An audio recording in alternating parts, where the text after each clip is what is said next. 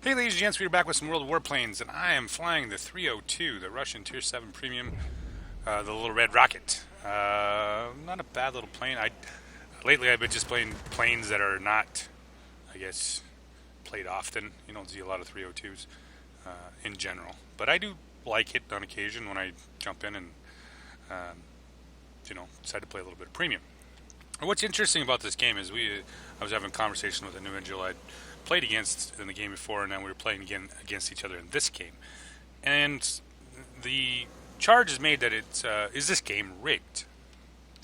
Well, honestly, I can't really say. I mean, obviously, you can say that, of course, wargaming changes things to, um, you know, favor one team or other, especially when you can exclude bots.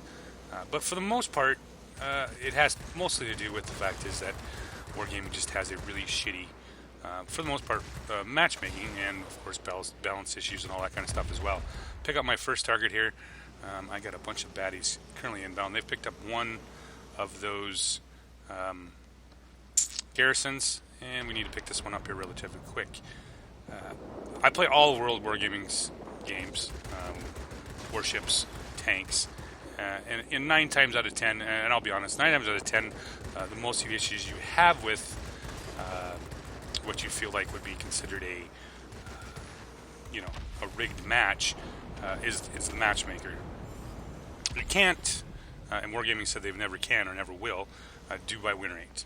Okay, you get so many players do this, this, and this, or with their win rate, or they're ranked this way and this way, putting them all on one team or not putting them all on one team. Or for example, World of Tanks, you get tanks that you get a hill map, and the other team all has super conks, E5s, all great hold down tanks, and your side gets standard Bs and stuff that does not do well hold down. Or for example, World of Warships, the other one team gets a bunch of radar equipped cruisers or battleships, and your team getting nothing. And it comes down to is the matchmaker place them on each side, and you have to deal with the bullshit having to work with that. Now, in this game, what it turned out to be was not so much necessarily, and he has a great game. He caps 5 objectives, the other human pilot on the other side here, and I capped 5 objectives, but the difference was the second human in this battle. His only capped 2, and the other human on my side played an outstanding game and picks up 4. We barely win as is, but it literally come down to was just the human on human action versus each other. Us taking 9 objectives and those guys only taking 7. Now I get his frustration. Don't get me wrong. I have similar frustrations when I play World of Warplanes, World of Tanks, and World of Warships.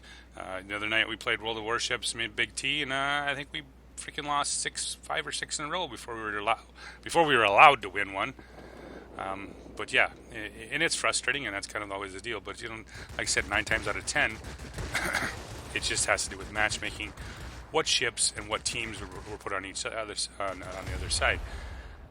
And there's also the other issue is they don't take into account in matchmaking whether or not tanks are fully upgraded, warships are fully upgraded, or World of Warplanes, for example, if the said planes are fully upgraded, which can make a huge difference between the other ones. And of course, we know with World of Warplanes, the big issue, of course, not only just with the matchmaking, is the lack of players. So you'll get mismatches. And here's the Splandors, played an awesome game, picked up 4 objectives playing the F4U1. Is the lack of players with the inability to match plane for plane and all that kind of stuff. Because honestly, this matchup here was me being in Tier 7. I'm just a 302, and the other team had a BF-109Z human. Heavy fighter versus my light fighter. Not an ideal matchup. However, in this case, since it's a 302, it didn't really matter if he was driving the BF-109Z or not. But it makes a difference in a lot of games, having human-controlled heavy fighters. The heavy fighter is a very tough aircraft to fly against if you don't have a similar human skilled pilot in another heavy fighter, or like we said, the same thing for GAs and bombers.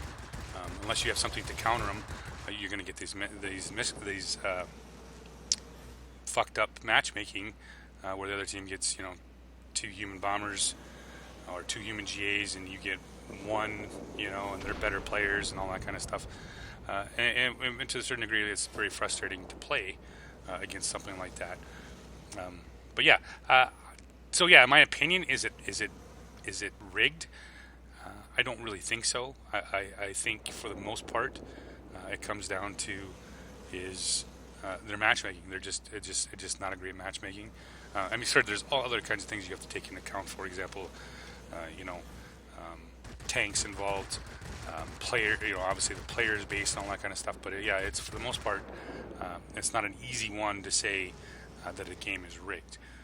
So we kind of, to a more certain degree, agree to disagree, I guess, on this subject. But at least that's my take on it for the most part. This was a great match, don't get me wrong. And it sucked that he lost and we won because this was only decided by, it was a very close game.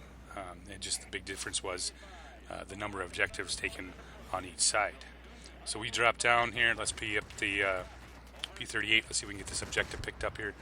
Don't want to get smashed by any of these guys. Yeah, P-40.